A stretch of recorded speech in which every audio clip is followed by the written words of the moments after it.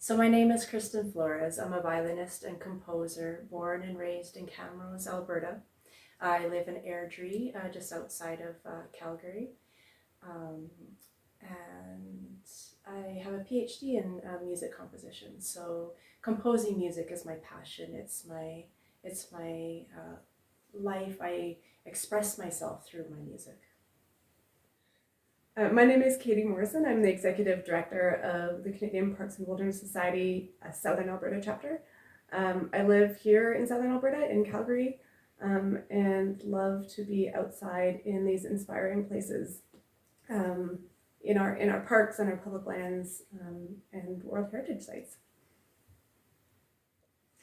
So as a composer, I love to write about nature, landscapes, places I love to visit, or places that have created long-lasting memories for me. So that's why it was really fitting to involve CPAWS with this project, this conservation society. Katie. Yeah, I mean, CPAWS's mission is to connect, protect, and expand parks and wilderness across Southern Alberta, and also to connect people to these places. And I think that music and art is a really profound way of people connecting with these amazing outdoor spaces through another means. So my piece, UNESCO Heritage, the first movement is all about the Canadian Rocky Mountain parks. This is the Banff, Lake Louise, Jasper area, as well as in Italy, Val d'Orcia area. That's Tuscany with the vineyards and the rolling hills, the cypress trees, the olive groves. So in Alberta here, we have, in the mountains, we have the waterfalls and the rivers and the streams and the lakes. So these are, and in Italy, the river, the Orcia River is in the region. So my music definitely has that flowing quality in this movement. I feel that rivers and melody are very similar, and I love to illustrate bodies of water with my music. The rolling hills, you'll hear a lot of the rolling hills, the high mountains with the high tessitura and the instruments, and the very low bass line as well for the grounding, the foundation of these mountains.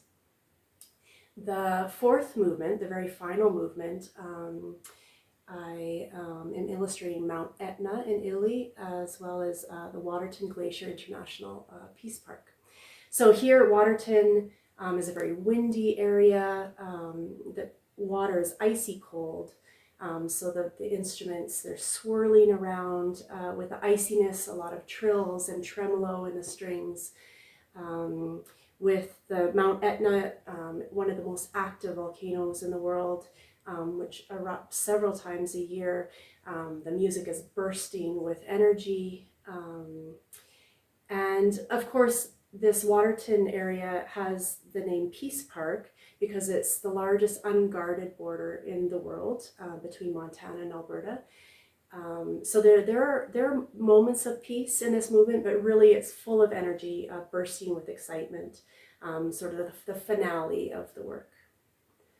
And I love Kristin talking about the water and that, because when we think of our Rocky Mountain National Parks, including Waterton, those are also water towers for us in Southern Alberta. So a lot of work that we do at CPAWS is looking at how we keep these clean waters clean, and how we protect places that people can use and recreate and experience the feelings that Kristin was just talking about, but also safeguard these places for wildlife, for connectivity, for our drinking water that we drink downstream. So I'm loving actually already the connections that we're bringing together on the music and the work that we do.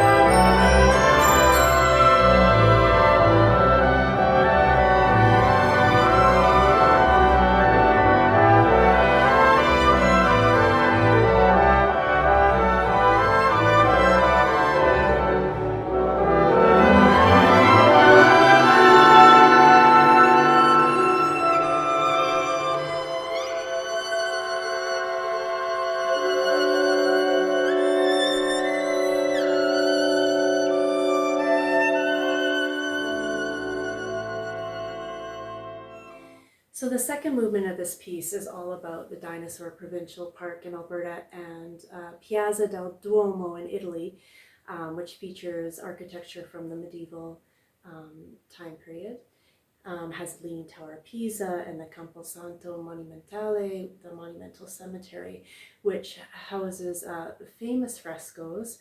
One of the most famous, the Triumph of Death, which the famous composer Liszt, when he went to visit the site, was very inspired by seeing this mural, which depicts the Black Death, the bubonic plague, and was inspired to write his piece Totentanz for solo piano and orchestra. He used the Gregorian plain chant melody Dies Irae, which means Day of Wrath, for his piece, and many composers have used this famous melody. It was Debra Fast, the violinist from Italy, that gave me the idea gave me the background of this and gave me the idea to use this melody as well myself in this movement. So this movement is very somber, very haunting, desolate. We have the dinosaur bones, the extinction of the dinosaurs, the Badlands landscape in Alberta. So it's a very slow, I think you all will recognize the melody, and then I sort of shape it and it becomes sort of something new.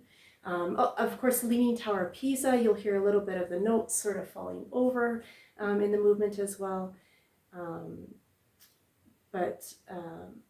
Yeah, we just ourselves coming out of a pandemic as well. So very kind of fitting to sort of base my piece on this idea from this fresco. And this idea of loss and extinction, I think, is really relevant to the grasslands. The grasslands in Alberta are one of the most underrepresented ecosystems as far as protection and conservation. And we do have a lot of species at risk that are persisting, but on the edge in these grassland ecosystems. So, it reminds us of the need to conserve grasslands. And also maybe that feeling that you get when you're out on grasslands that they are large and desolate, but when you really get down to grasslands and look at the diversity, they're really amazing landscapes, both in geographic diversity, but also ecological and biological diversity.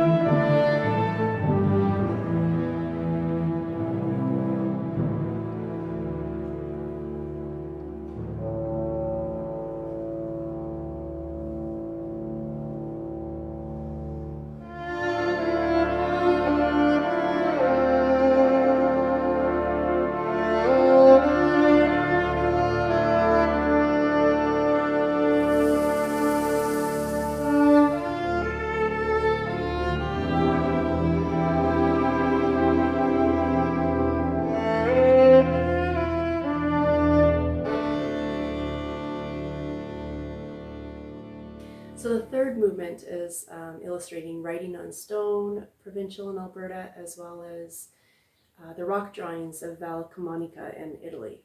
Val Camonica is situated, it's a valley situated in the Alps, the Italian Alps, and it has the largest prehistoric collection of petroglyphs in the world, from ancient to medieval times.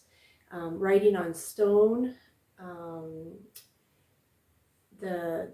is a very important and sacred place for Indigenous communities dating back 10,000 years with these petroglyphs and pictographs at this site. Especially the Blackfoot would often come here before war to meet and with the spirit world. And this site is just prairie as far as you can see, and as you get closer to it, all of a sudden you see coulees and hoodoos and sort of that same kind of dinosaur provincial look to it, with of course the Milk River. And there's also a river in Valcamonica. So once again, my music is flowing with these rivers.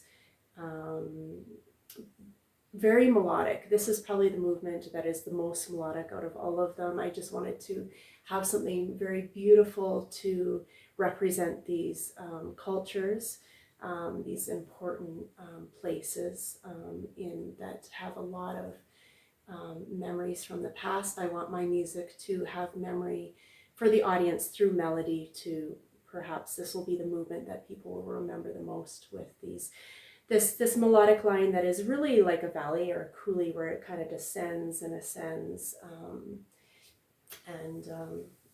Yeah, and I've paddled the Milk River, and I can really feel what Kristin is talking about as far as the landscape, but also that feeling of thinking about what these lands were like maybe before colonization, and that the Indigenous peoples have cared for these lands from time immemorial. And that's a really important thing for us to think of in conservation of all lands in Alberta and in Canada, that we need to take these teachings and learnings from Indigenous peoples. We need to respect their knowledge in conservation, and respect Indigenous leadership in conservation. And that really is the way forward, in the way that we are going to protect our places, by recognizing Indigenous leadership, Indigenous-led conservation initiatives, and learning from that millennium of knowledge, applying that now into the future.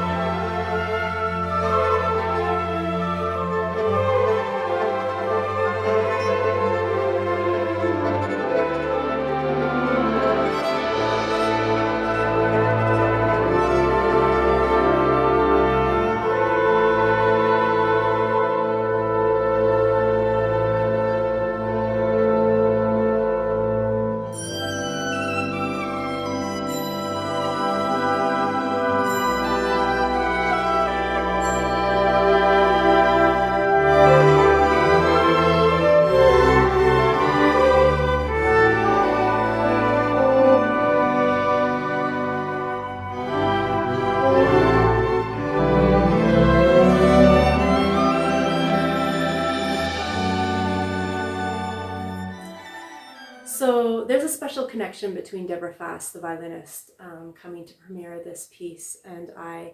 We've only met online or via email. We're yet to meet in person. But we connected in 2020 during the pandemic. She was interested in finding some Canadian violin music to play. She has a solo violin concert that she does every year in Italy, and wanted to find some repertoire for that. So I sent her a few of my solo violin pieces, and my music seemed to be exactly what she was looking for. And ever since, she has been performing my music